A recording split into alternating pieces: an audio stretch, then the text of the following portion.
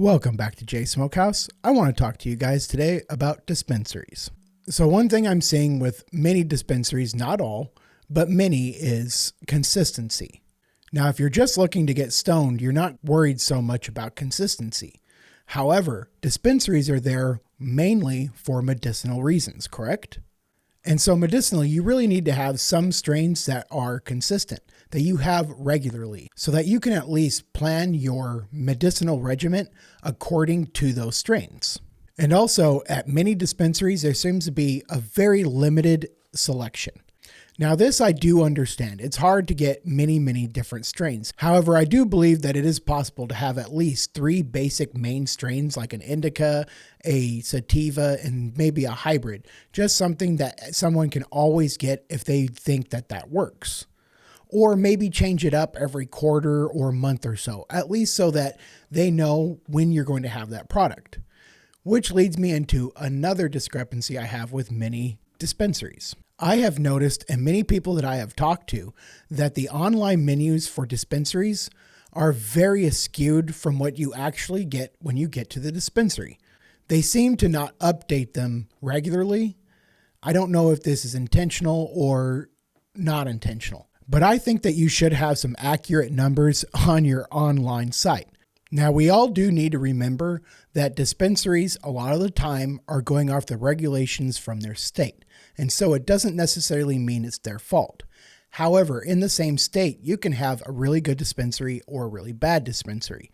So it doesn't necessarily mean that is the case.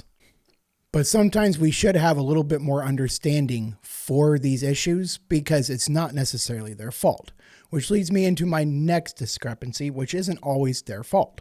And that is not being able to see your product. I mean, they might have pictures or something behind the glass, but you really need to be able to see your product. I like to see it weighed. I mean, it makes me feel better. Now, employees.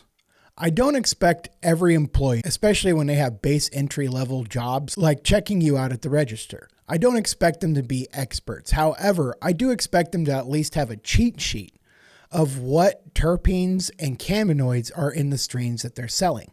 I mean, it's pretty sad that when you ask, what's the terpene in this strain, it doesn't instill a whole lot of confidence in you. When you hear an employee say, terpene, you're like, yes, what is the terpene? I'd like to know.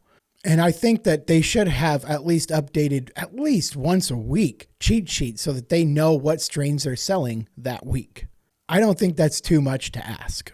And then bud tenders. I've met some really good bud tenders and I've met some really bad bud tenders. But I mean, you're going to experience this in almost every aspect of society. However, we can make it better.